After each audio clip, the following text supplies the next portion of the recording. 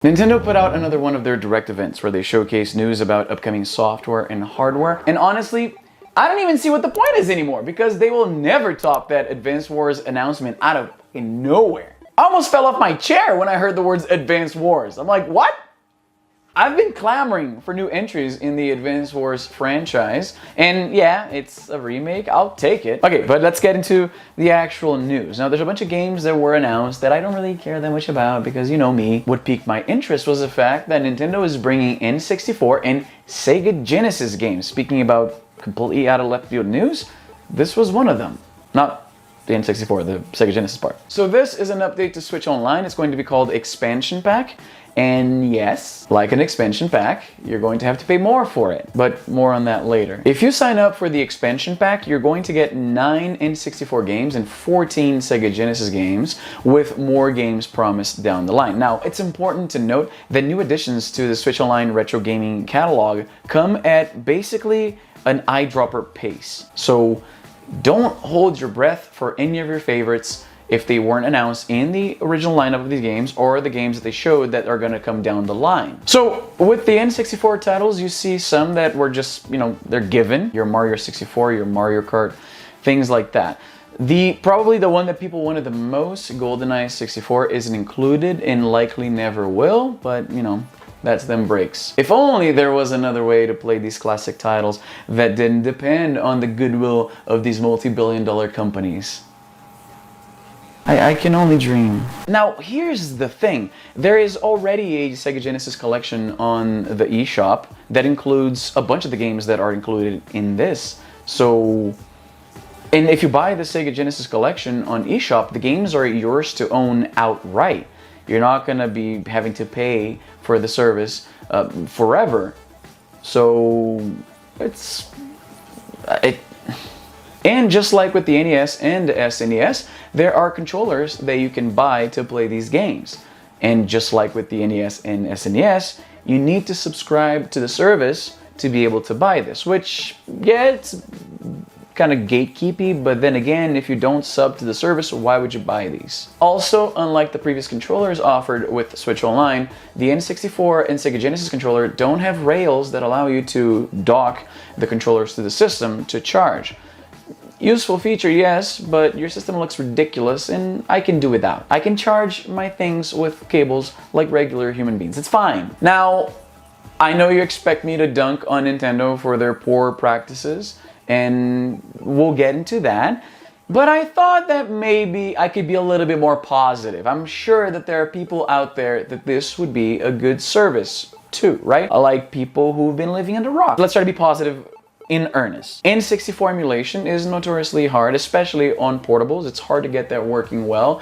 A lot of the times, if you dabble with the whole, portable emulation scene, when it comes to N64, it's like, some games work, some don't, it is what it is.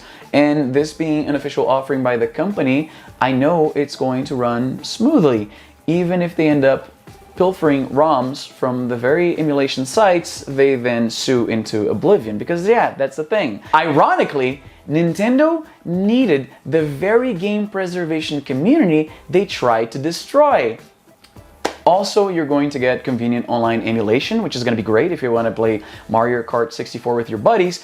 It's going to be far easier to set that up through Nintendo Switch Online than it would be through your computer. And forget it if you're playing on a portable system. It's basically single player only. So, there's that. The offered N64 controller specifically, I don't care about the Sega Genesis controller, it's a controller, but the N64 controller was very unique, which made emulating N64 games a tricky proposition, right? You have the emulation problem. It just doesn't run very well, and even when you get it to run, you're not going to find a contemporary controller that perfectly maps to all the buttons on an N64 controller. It's almost like they were dickishly designing that to be hard to emulate. Almost! Okay, so that's the good. This is my earnest opinion. There are some people out there, some Nintendo 64 fans, who want to play these games, and it's kind of a pain to find an N64, a working N64, and then the cartridges. These games are getting more and more expensive every year because, again, I wonder why these games are getting more expensive when there are alternatives, right? It's as if somebody's getting rid of the alternatives to then make these games more expensive, to then make their paltry offering seem more affordable in contrast? So while there's some good, I'm trying to focus on the good. While there is some good, there's a lot of bad that goes with it. First of all, the nickel and diming, right? You're getting a handful of games, and then who knows when you're getting more, and that's all you get. They're not yours to keep. If you stop paying for the service, guess what? You can't play these games anymore. If you're traveling and you don't have access to Wi-Fi, guess what? You can't play these games anymore. It seems ridiculous to me that with their catalog and their expertise, their know-how in this business, they didn't launch the Switch with a very robust Netflix style offering of their back catalog. All of their first party games that they don't really need to jump through hoops to secure the licensing for, they could have launched the Switch with a very robust offering. And every year that they don't offer anything like that, in fact, it could be argued that they're doing the opposite. They're charging for more games that really, almost 5 years in, to finally get N64 games on the Switch, almost 5 years in, when I could play those games on my Nintendo Wii. How could anybody defend this? Do you just hate your money? Okay, so let's try to wrap this up again with a bit of a positive frame of mind here. While it's good that this will make some casual players who miss their days playing N64, it's gonna make it much easier for them to relive these games. It's like Nintendo, every time you try to do something good, it's almost like this was the rationale. Okay, they really want N64 games? Fine. We'll give them a couple. Will cost more. We'll include some new games whenever. Now, going back to the price thing, it's very telling that though the expansion pack comes out in late October, they didn't announce how much it's going to cost. And I think that's very deliberate. You see, because it's so soon, there's absolutely no way Nintendo is waiting for the last minute to actually put the math together to figure out how much this should cost. They know how much it's going to cost. I suspect they have two price points. They have the tier 1 price point, which is what they actually want to charge, but that's going to hinge on audience reception. If everybody's on board with this, if everybody's enthusiastic about paying more to get these games, they're going to charge whatever they think they can get away with. On the other hand, if the response from the community is overwhelmingly negative, they get to then pivot to their second option, a lower price point than what they actually wanted to charge, but that will make everybody settle down. You're gonna hear a lot of, see, you guys were freaking out about it. In the end, it's just like a couple bucks more.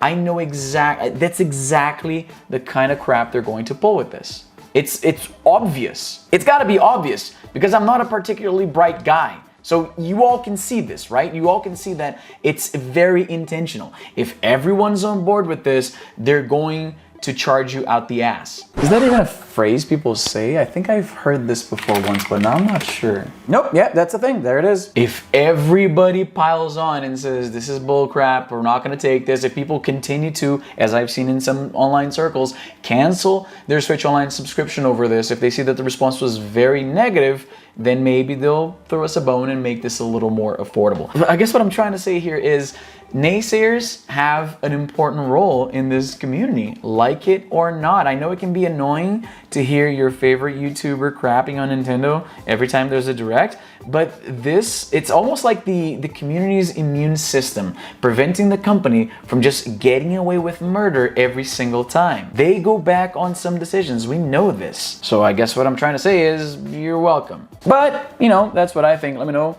as always, what you think in the comments down below. Follow me on social media if you haven't already. I'm very active on both Twitter and Instagram. And that's all the time I have for today. I'm Izzy, and I'm done.